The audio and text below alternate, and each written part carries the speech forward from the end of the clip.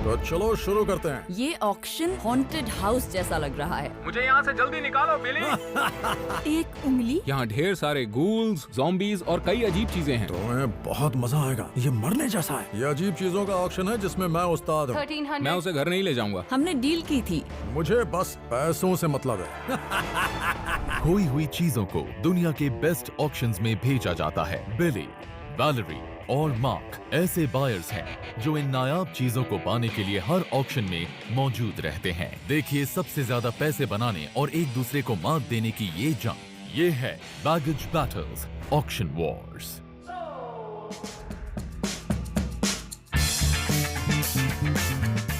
मैं आज हूँ प्रोविडेंस, रोड आइलैंड में। ये एक बहुत ही अमेजिंग और कमाल की सिटी है और उसकी एक बड़ी वजह है प्रोविडेंस को रोड आइलैंड का क्रिएटिव कैपिटल कहा जाता है। और यहाँ पर बहुत सारी आर्ट गैलरीज हैं, कैफेज हैं और ये फूडीज का पैराडाइज है। जैसे ही ऑक्शन खत्म होगा मैं यहाँ का खाना जरूर ट्राई करूंगी। आज के इस ऑक्शन में बहुत ही अजीब और डरावनी चीजें होने वाली हैं, तो मुझे लगता है बिली को बहुत मजा आएगा। बिली ने जब इस ऑक्शन के बारे में सुना तो उसने मुझे साथ आने को कहा। मैंने गाड़ी चलाई, हमने पेट्रोल का खर्चा शेयर किया और बस पहुंच गए हॉन्टेड ऑक्शन में। तो इस ऑक्शन की क्या खास बात है बताओ? इस ऑक्शन में हमें कुछ अजीब चीजें मिलेंगी और इसकी अच्छी बात यह है कि इसे किसी अननोन लेडी ने ऑर्गेनाइज किया है और उनका खुद का एक वेयर हाउस है जिससे वो इन सब चीजों को निकालना चाहती हैं। इसमें हर तरह की अजीबो गरीब और डरावनी चीजें हैं और सबसे इम्पोर्टेंट बात यह है कि मेरे पास इन चीजों के लिए कस्टमर्स भी हैं। सबसे अच्छी बात यह है कि ना कोई रिजर्व होगा और ना ही कोई कमीशन। कमीशन नहीं लेंगे? ये हुई ना बात, अब अपना पैसा बच जाएगा। देखो मुझे पुराने टॉयज बहुत पसंद है, तुम अजीब चीजें खरीदोगे, मैं टॉयज और कलेक्टिबल्स लूंगा और इस तरह हम आपस में नहीं टकराएंगे। अगर मैं पीछे कुछ चीजें रखवा दूं तो कोई दिक्कत तो नहीं है ना? नहीं, मुझे कोई दिक्कत नहीं। डील। आमतौर पर मैं हैलोवीन और हॉन्टेड हाउस से जुड़ी चीजें नहीं लेती, पर सुनने में आया है कि ऑक्शनियर अपना प्राइवेट कलेक्शन भी यहाँ पेश करने वाली हैं। इसका मतलब ये है कि मुझे यहाँ कुछ अजीब और बेहद खास चीजें जरूर हाथ लगेंगी। यहाँ ढेर सारे गूल्स, ज़ॉम्बीज और डेड पार्ट्स बिखरे हुए हैं। यहाँ काफी ज्यादा लोग आए हैं, मतलब यहाँ काफी अच्छा सामान है, लेकिन ज्यादा लोग होने का मतलब है ज्यादा कंपटीशन। मुझे मेन स्ट्रीम चीजों की तलाश है क्योंकि उन्हें बेचकर पैसे कमाना सबसे ज्यादा आसान होगा। मैं ऐसे ऑक्शंस में नहीं जाती हूँ, पर ये एक बहुत ही खास तरह की सेल है। मैं यहाँ आकर बहुत खुश हूँ। ये तो कमाल हो गया। यहाँ लिखा है कि ये बिगफुट के शरीर के टुकड़े हैं। ये कीमती इसलिए है क्योंकि इसे किसी एग्जीबिशन में रखकर इससे पैसे कमाए जा सकते हैं। कहते हैं रोड आइलैंड के आसपास देखा गया था बिगफुट को। पता नहीं बिगफुट असली है या बस एक कहानी है। मुझे बस इतना पता है कि इससे पैसा मिलेगा। मुझे बस पैसों से मतलब है। वाह, ये तो कमाल हो गया। वैसे तो कभी मुझे 10 फुट की शार्क नहीं मिली, लेकिन आज मिल गई, और वो भी फाइंडिंग नीमो मूवी का कैरेक्टर ब्रूस। मुझे ये कैरेक्टर पसंद है और इस शार्क के लिए मुझे कस्टमर्स बहुत आसानी से मिल जाएंगे। मैं इसे किसी रेस्टोरेंट या किसी कलेक्टर को बेच सकता हूँ। ये ऑक्शन में जरूर एक महंगा पीस होने वाला है। मैं इस पर $1500 खर्च कर सकता हूँ। अच्छी बात है कि मैं अपनी गाड़ी साथ लाया हूँ, तो अब मैं इसे आसानी से घर ले जा सकता हूँ। ये बहुत अच्छी चीज है। मुझे ये हुडू वॉन्ड बहुत पसंद आई, जो एक ब्लैक एंड चिकन फुट है। ये बहुत पुरानी है। हुडू मैजिक में चिकन फीट को सुरक्षा के लिए इस्तेमाल किया जाता है। इसके लिए मैं आराम से $75 खर्च कर सकती हूँ। ये क्रिस स्वॉर्ड है। वैसे ये इंडोनेशिया की है, लेकिन पूरे साउथ ईस्ट एशिया में पाई जाती हैं। क्रिस स्वॉर्ड एक सिंबल है बहादुरी, ताकत और जिम्मेदारी की, जो कि मेरी खूबियां हैं। इसका कोई क्या करेगा? इसे बेड के ऊपर टांग कर शार्क्स के सपने देखते हैं क्या? ये आसानी से बिकेगा, लेकिन ये मेरे किसी काम का नहीं है। मैं इसे मार्क के घर में इमेजिन कर सकती हूँ, या शायद उसकी मम्मी के घर में। हो सकता है उसकी मॉम उसे ये ले जाने ही न दे। ये एक बहुत ही कीमती खिलौना है। ये बहुत अच्छी कंडीशन में है। 1950s के ऐसे टिन टॉयज बहुत ज्यादा कलेक्ट किए जाते हैं। इनका मार्केट सच में बहुत बड़ा है। Number 7, lucky 7। ये तो बहुत बढ़िया चीज है। मैंने इसे स्टेट फेयर्स में देखा है। इसे लास्ट राइड कॉफिन कहते हैं और इसे बंद करने के बाद ये जोर जोर से हिलता है। जिससे आपको जिंदा दफन होने का एक्सपीरियंस होता है। यहाँ एक वीडियो कैमरा है जिससे आप अपने रिएक्शंस को रिकॉर्ड भी कर सकते हैं। यकीन मानिए ये चीज किसी के भी होश उड़ा देगी। वैसे तो मैं इतने बड़े पीस में कभी दिलचस्पी नहीं लेता, लेकिन आज मेरे पास माँ की गाड़ी है तो मैं उसी में इसे लाद दूंगा। क्या चल रहा है यार? ये एक बढ़िया चीज है, इससे मैं ढेर सारा पैसा कमा सकता हूँ। तुमने तो कहा था कि तुम कुछ चीजें मेरी गाड़ी में डालोगे, ये तो पूरा का पूरा कॉफिन है। मेरी गाड़ी में जगह बचेगी ही नहीं। शाक कहाँ रखूंगा? अपने सर पर? देखो, तुमने कहा था कि तुम जबान के पक्के हो और मुझे कुछ चीजें ले जाने दोगे। इसको मैं गाड़ी में फिट नहीं कर सकता। ठीक है, कॉफिन थोड़ा बड़ा है, लेकिन उसने वादा किया था ना। ठीक है, मैं डिलीवर करवा लूंगा, लेकिन सुनो, तुम्हें एक काम करना होगा, तुम्हें इसे ट्राई करना और होगा। ये चीज क्या है? ये बहुत मजेदार चीज है, ये मरने जैसा है। अरे ट्राई करो ना। सुनने में तो अच्छा लग रहा है, चलो देखते हैं क्या होता है। वैसे मैं कभी कॉफिन में बैठा नहीं हूँ पहले। डरो मत बच्चे। मार्क अपनी बात से पलट गया है और अब मैं उसे दिखाऊंगा कि बिली लीरॉय को धोखा देना कितना महंगा पड़ सकता है। बिली, मुझे बाहर निकालो। बिली ने मुझसे कहा था कि इसमें तो बहुत मजा आएगा। ये तो सजा लग रही है। मुझे दिया वादा तोड़ने का यही नतीजा हो सकता है बच्चे। मैंने डील नहीं तोड़ी। मुझे यहाँ से इसी वक्त बाहर निकालो बिली। बिली! ओह, ये मजेदार है। ये दिखने में एक मूवी प्रॉप जैसा लग रहा है।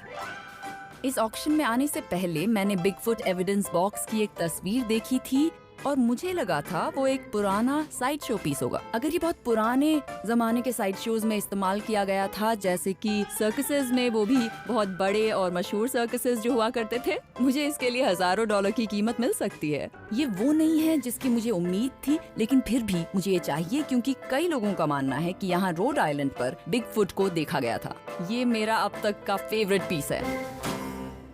अब ये मत कहना कि तुम्हें ये बहुत पसंद आ गया। ऑफ कोर्स ये मुझे पसंद है। वैलेरी को वही चीज पसंद आती है जो मुझे पसंद आती है। इसे मैं अपने हाथ से नहीं जाने दूंगा। नहीं, मुझे ये चाहिए। ये मेरे लिए परफेक्ट है। देखो, मेरे पास एक आइडिया है। हाँ? तुम वो कॉफिन न्यूयॉर्क ले जाने में मेरी मदद करो। डिलीवरी के पैसे तुम दोगे और मैं इसे अपनी कार से टो करूंगी। और इसे लेकर मैं तुम्हें परेशान नहीं करूंगा। अगर वैलेरी इस कॉफिन को पहुंचा देगी तो मुझे उसके साथ डील करने में कोई दिक्कत नहीं। और तुम मुझे इसके लिए जरा भी परेशान नहीं करोगे। डील। डील। इस ऑक्शन में काफी लोग हैं, पाँव रखने की जगह नहीं है। उम्मीद है ये लोग पैसे भी लाए होंगे। ये हमारा सामान है, हम इसे वहाँ खोलेंगे जहाँ इसे खोलना होगा और वहाँ बेचेंगे जहाँ इसे बिकना होगा। ऑक्शनियर बहुत ही कमाल की है। मुझे अच्छा लगा कि उन्हें आइटम की कीमत से कोई फर्क ही नहीं पड़ता। ओह, ये मेरा फेवरेट है। $50 से शुरू करते हैं। 50 की बोली लग चुकी है और अब 60 की बोली कौन लगाएगा? $60 की बोली। मैं इस बिगफुट एविडेंस बॉक्स के लिए बहुत दूर से आई हूँ, इसे तो मैं लेकर रहूंगी। $80 और अब $90 की बोली। ठीक है, $100। कोई 110 की बोली लगाएगा? 110 की बोली लग चुकी है और अब मुझे मालूम है मैंने वैलेरी से डील की है, लेकिन इस बिग फुट पीस को इतनी आसानी से जाने नहीं दे सकता। $120, अब 130 और अब $140। बिली, हमने डील की थी। कोई हाँ, और बोली सही लगाएगा? कहा, सही कोई कहा। 150 की बोली लगाएगा? इसे मत लेने दीजिए। वो आदमी अपने फायदे के लिए अपनी बात से पलट सकता है। उस कॉफिन में मैं उसी को डाल दूंगी। अब 240 की बोली, 250 की बोली लग चुकी है। 275 बिग फुट के लिए आखिरी बेच बोली। दो। सोल्ड। बिली के साथ सही हुआ। दूसरों के साथ धोखा करने वालों को सबक मिलना ही चाहिए। 105 नंबर कॉफिन राइड। $500 से बोली शुरू की जाएगी और ये $500 की बोली लग चुकी है। ऑक्शन से पहले कई लोग आकर इसे देख रहे थे। ये खतरे की घंटी है। यहाँ काफी सारे बिडर्स हैं और वो अब बोली लगा रहे हैं। 700 की बोली लग चुकी है, अब 800 की बोली लग चुकी है और अब 900 की बोली लग चुकी है। बोली लगाना बंद करो, मैं इसे नहीं ढोने वाला तुम हूँ। उसकी टेंशन मत लो, मैंने इंतजाम कर लिया है। इसकी डिलीवरी तुम ही करना बिली, मेरा इससे कोई लेना देना नहीं है। 1100 की बोली लग चुकी है, तो अब 1200 की बोली लग चुकी है। 1300 की बोली भी लग चुकी है। मुझे लगा था ये $1000 तक मिल जाएगा, लेकिन अब तो बोली 1300 क्रॉस कर चुकी है। 1400 की बोली। मुझे फिक्र हो रही है, आखिर ये बोली खत्म कब होगी। पीछे से 1700 की बोली लग चुकी है। 1800 की बोली कौन लगाएगा? 18 की बोली भी लग गई। मैंने सोच लिया अगर 2000 के ऊपर बोली गई तो मैं बस $200 ही एक्स्ट्रा खर्च करूंगा और उसके ऊपर बिल्कुल नहीं। 2000 की बोली लग गई है। अब 22 की बोली कौन लगाएगा? बोली कोई आगे नहीं बढ़ाएगा तो 2200 में नंबर 38 को ही जाता है। यकीन नहीं हो रहा कि मैंने इस पर $2200 खर्च कर दिया। कहीं ये मेरे ही काम ना आ जाए। Bruce the shark. क्रिस्टीना ने शार्क की बोली $500 से शुरू की। चाहे जो भी हो जाए, इस शार्क को मैं ही घर लेकर जाऊंगा। $700 की बोली लग चुकी है और 750 की बोली भी लग चुकी है, तो अब 800 की बोली भी लग चुकी है और 850 की बोली लग गई है। कोई और है? कोई बोली नहीं लगा रहा, यानी कि ये शार्क मुझे $850 में मिल जाएगी। मुझे यकीन नहीं हो रहा। कोई बोली बढ़ाएगा और ये 900 की बोली लग गई है। ये क्या? बिली ने आखिर में आकर मेरा रास्ता रोक ही दिया। मुझे लगा था ये मुझे सस्ते में मिल जाएगा। तो अब कोई 1000 की बोली लगाएगा। 1000। देखा मार्क, तुमने मुझे धोखा दिया ना, अब उसके लिए भुगतान करो। $1150, देखा मार्क, तुमने मुझे धोखा दिया ना, अब उसके लिए भुगतान करो। मैं तुम्हें छोड़ूंगा नहीं। 1250 की कोई बोली? हाँ। 1250 की बोली भी लग चुकी है। कोई 1300? बस करो बिली, परेशान करना बंद करो। तुम्हें तो ये चाहिए भी नहीं। Last बेच call. दीजिए, कम ऑन, मुझे ब्रूस चाहिए। तो ठीक है, $1250 में ये ब्रूस सोल्ड। और ये खरीदा है 37 नंबर ने। $1250 में मुझे ये मिल गया। यस, ब्रूस को मैं ही अपने साथ लेकर जाऊंगा। मुझे पेमेंट करनी है नंबर 37 की। मैंने ब्रूस पर कुछ ज्यादा ही पैसे खर्च कर दिए। उम्मीद करता हूँ इससे मुझे कुछ अच्छा खासा मुनाफा मिल जाएगा। ये है एक शानदार कोट ऑफ आर्म्स। इसे मैंने तुरंत खरीद लिया था। ऑक्शन से पहले इसे देख भी नहीं पाया था। ये एक शील्ड है जिस पर 2 स्वॉर्ड्स बनी हैं जो कमाल की लगती हैं। यहाँ 4 शील्ड्स बनी हैं जो फैमिली सिंबल जैसा लग रहा है। यकीनन ये सिर्फ एक शो पीस है और मुझे नहीं लगता ये किसी शाही या फेमस फैमिली को बिलोंग करता है। मुझे ये बस $50 में मिल गई। अगर ऐसे और भी पीसेस होते तो मैं उन सब को खरीद लेता। मैं इसे $200 में बेचना चाहूंगा क्योंकि ये बहुत ज्यादा कूल है। ये है मेरा कीमती खजाना। ये है एक अमेजिंग शार्क। मुझे ब्रूस बहुत ही कमाल का लगा। अब पता नहीं इस शार्क की असली कीमत क्या होगी। वैसे ये परफेक्ट कंडीशन में नहीं है। इस पर स्क्रैचेस हैं, कुछ हिस्सा उखड़ गया है। मुझे बस इसे घर पहुंचाना है। अगर ये रास्ते में टूट गया तो मेरे पैसे, मेरी एनर्जी और मेरा टाइम सब कुछ एक ही सेकंड में बर्बाद हो जाएगा। मैं मॉन्स्टर मिनी गोल्फ में जॉर्डन हेम्ब्रो से मिलने आया हूँ। वो मुझे ब्रूस के बारे में सब कुछ बता सकते हैं क्योंकि वो पॉप कल्चर के एक्सपर्ट हैं। ये तो वाकई बहुत बड़ी और है। 10 फुट की शार्क मिलना कितना मुश्किल है। वैसे सच कहूँ तो इसका मिलना बहुत ही मुश्किल है। इसे बनाया था डिज्नी और पिक्सार ने। इसे फाइंडिंग नीमो के प्रमोशन के लिए थिएटर में रखा गया था। डिज्नी पिक्सार मूवीज के आज बहुत सारे फैंस हैं और मार्केट में बहुत सारे कलेक्टिबल्स भी। इस तरह के डिस्प्लेस के साथ लोग फोटो खिंचवाते हैं और अब तो इस मूवी का एक सीक्वल भी आ गया है। यानी सीक्वल की वजह से इस पीस का डिमांड और प्राइस दोनों के दोनों बढ़ जाएंगे। I love it. तो ये पीस आपको कैसा लगा? ये एक अच्छा पीस है, लेकिन मुझे आपसे एक बात पूछनी है। इसका बाकी का हिस्सा कहाँ है? इसमें डोरी और नीमो गायब हैं। आपको ये मालूम था ना? नहीं, मुझे नहीं पता था। ये क्या हो गया? अब इससे तो मेरा नुकसान ही होगा ना। यहाँ ये जो पौधा लगा रखा है उसकी जगह नीमो और डोरी को होना चाहिए था। ये उन्हीं की तरफ तो देख रहा है। हद हो गई। जॉर्डन ने मुझे बताया कि पूरे सेट की कीमत $5000 है, लेकिन समझ नहीं आता इसकी कीमत क्या होगी। मुझे लगता है अभी ये जिस हालत में है उसके आपको $2000 तो मिल ही जाएंगे। क्या कह रहे हो? इसे मतलब एकदम ये पूरा होना चाहिए। समझ गया। मुझे इसकी उम्मीद बिल्कुल नहीं थी। आप चाहे तो आप इसे खरीद सकते हैं, बताइए। ठीक है, तो आप इसे कितने में बेचना चाहते हैं? $2500। $2500? 2000 दूंगा। अब मैं क्या कहूँ इसका? 2000 में आप इससे पीछा छुड़ा सकते मैं हैं। क्या करूँ? 2000 मेरे लिए बहुत ही कम कीमत है। तो $2200। अच्छा चलो ठीक है, मैं तैयार हूँ। Alright, deal done. मैंने इस शार्क से $950 कमाए, पर अच्छी बात यह है कि अब मुझे इसे घर नहीं ले जाना पड़ेगा। नंबर 38। मैंने इस ऑक्शन में $2450 खर्च किए हैं। अब मुझे उस कॉफिन की अच्छी कीमत मिलनी ही चाहिए। इस वेयरहाउस के सामने वाली बिल्डिंग असल में एक खाली फैक्ट्री है। मेरे खरीदे हुए सामान को चेक करने के लिए ये जगह परफेक्ट है। मैं बहुत एक्साइटेड हूँ। कुछ बहुत पुरानी चीजें मेरे हाथ लगी हैं।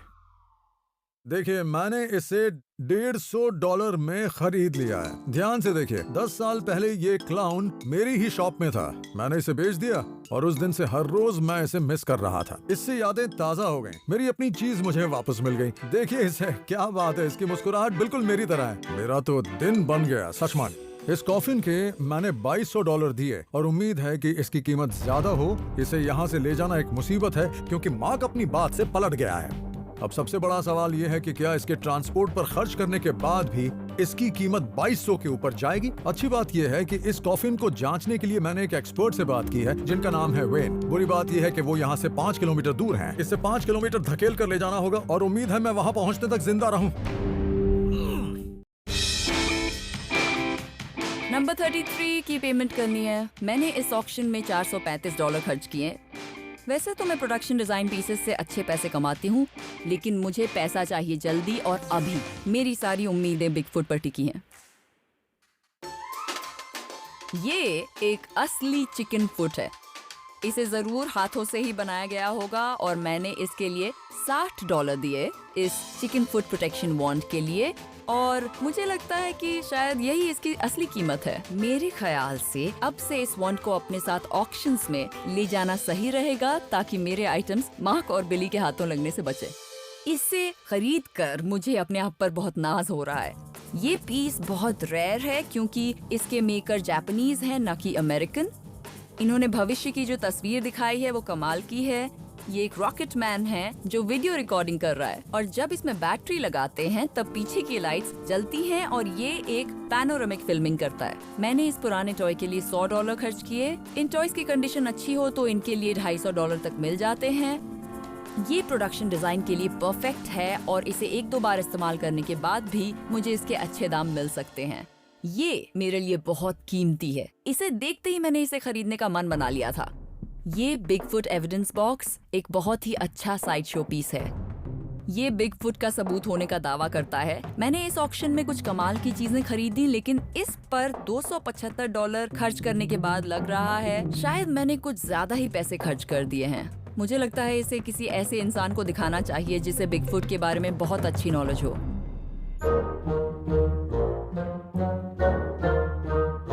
अगर मुझे कुछ दूर और इसे धकेलना पड़ा तो इस कॉफिन में ही मुझे लेटना पड़ेगा। इस कॉफिन की कीमत जानने के लिए मैं इसे लेकर आया हूँ न्यू इंग्लैंड हॉन्टेड हाउस में। ये क्या है बिली, इसमें ड्रैक्युला है क्या? हाँ, ये आपको कहाँ से मिला? मुझे ये एक हैलोवीन टाइप ऑक्शन में मिल गया। दिक्कत ये है कि मुझे इस चीज के बारे में कुछ भी मालूम नहीं है। कोई बात नहीं, इसकी जानकारी मैं आपको दूंगा। ऐसे कॉफिन्स हर कहीं हॉन्टेड हाउस में इस्तेमाल किए जाते हैं। अच्छा, सच कह रहे हैं आप? एक्चुअली इसे एक कंपनी ने बनाया था जिसका नाम था हैलोवीन कनेक्शन, जो नेवाडा लास वेगस में है। वो 8 साल से इसे बना रहे हैं और जहाँ तक मैं जानता हूँ दुनिया भर में ऐसे 140 कॉफिन्स मौजूद हैं। जिसका मतलब है कि मुझे इससे बहुत बड़ा मुनाफा मिल सकता है। चलिए आप अंदर देख लीजिए। हाँ ठीक है, देखते हैं। इसकी नेटिंग भी अच्छी लग रही है, सब कुछ सही लग रहा है। क्या ये कैमरा काम करता है? हाँ, आज ही टेस्ट किया था मैंने। देखा जाए तो ये बहुत ही अच्छी कंडीशन में है। वेन मुझे सब कुछ अच्छा बता रहे हैं, मतलब कि मैं मालामाल होने वाला हूँ। इस पर थोड़े स्क्रैचेस हैं क्योंकि ये हॉन्टेड हाउस में रहेगा तो स्क्रैचेस से फर्क नहीं पड़ता। इससे इसकी कीमत पर कोई असर नहीं पड़ेगा। हाँ, अगर आप इसे असली कैस्केट की तरह बनाते हैं तो बात अलग होगी। तो असल में इसकी कीमत क्या होगी? अभी ये जिस हालत में है उसके हिसाब से मैं इतना कह सकता हूँ कि इस कॉफिन के $3,000 से $3,500 मिल सकते हैं। बहुत बढ़िया, बहुत बढ़िया। मतलब पैसा मिलेगा, मुनाफा हो गया। एक ही बार में $1,300 का मुनाफा। इस तरह के सौदे तो मैं सारा दिन करता रहूं। शायद एक फ्यूनरल होम इसे खरीद सकता है। वैसे सच कहूँ तो फ्यूनरल होम्स के गेस्ट बहुत शांत रहते हैं और कॉफिन में ही रहना पसंद करते हैं। मुझे तो बस पैसों से मतलब है। अब पता नहीं मैं इसे अपने घर कैसे ले जाऊंगा, लेकिन एक बात तो तय है कि मार्क को इसमें बंद करके मुझे बड़ा मजा आया था। मैं इस साइड शो पीस को डीना को दिखाने वाली हूँ। डीना ने बिगफुट के बारे में काफी स्टडी की है। मुझे लगता है वो उसे देख भी चुकी हैं। आई एम श्योर वो मुझे बता पाएंगी कि इस पीस की मुझे क्या कीमत मिल सकती है। ये है वो साइड शो पीस जिसकी मैं बात कर रही थी। प्लीज दिखाओ। आप तैयार हैं? हाँ। ओके, ये देखिए। ये तुम क्या लेकर आई? एक उंगली?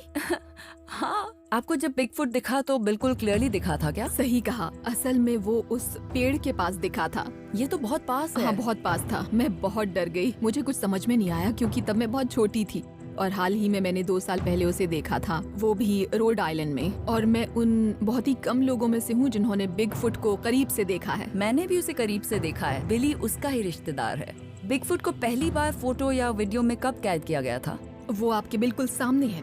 वो पैटरसन गिम्लिन फिल्म थी और उसे अक्टूबर 67 में रिकॉर्ड किया गया। वो जंगलों में थे, उनके पास कैमरा था और सामने से बिगफुट आया और वो दौड़ता हुआ गया। आपने इस तरह का साइड शो पीस पहले कभी देखा है क्या? ये कोई असली पीस तो नहीं है। ये जो उंगली है बिगफुट की इतनी छोटी उंगली नहीं है, पर मैंने ऐसा कुछ पहले नहीं देखा है। ये अच्छी बात है। इसका मतलब ये है कि ये रेयर है। हाँ, कह सकते हैं ये रेयर है। ये तो अच्छी बात है। मुझे एक रेयर बिगफुट पीस मिला। आज का दिन मेरे लिए लकी है। आपके हिसाब से अगर ये किसी बिगफुट कलेक्टर को बेचा जाए तो उससे इसकी क्या कीमत मिल सकती है?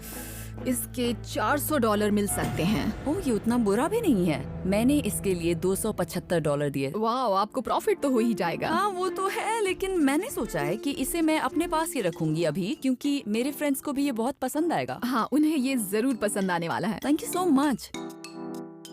प्रोविडेंस अच्छी जगह है। मैंने यहाँ पर ज्यादा प्रॉफिट तो नहीं बनाया, लेकिन मुझे इस शहर की अजीबोगरीब चीजें बहुत पसंद आई। मैं वापस जरूर आऊंगी। वैलेरी ने खरीदा एक स्पेस टॉय और एक बिगफुट किट। उसका मुनाफा है $275। मार्क के शार्क अटैक और कोड ऑफ आर्म्स की वजह से उसे मुनाफा हुआ $1,100 का। कैस्केट की शिपिंग कॉस्ट और निपल के फेक होने के बावजूद बिली ने कमाए $1,550। मार्क ने अपनी शार्क बेच डाली। इसलिए वो मुझे और मेरे कॉफिन को अपने साथ गाड़ी में ले गया। पर सच कहूँ तो मुझे लग रहा था कि आज मैं गया काम से। तुम ये क्या कर रहे हो? क्या मतलब है तुम्हारा? मेरी गाड़ी में स्मोक मत करो। कौन? मुझे तो ऐसा लग रहा था जैसे मैं अपनी बीवी के साथ बैठा हूँ। थोड़ी तो तमीज रखो, तुम किसी दूसरे की गाड़ी में हो। तुम तो ऐसे बात कर रहे हो जैसे तुम मेरे बाप हो। ऐसे बात कर रहा था सच में? एक तो मैं तुम्हें अपनी गाड़ी में लिफ्ट दे रहा हूँ, ऊपर से तुम मेरे मुंह पे धुआं छोड़ क्या जा रहे हो। बात बात पे लड़ते रहते हो यार।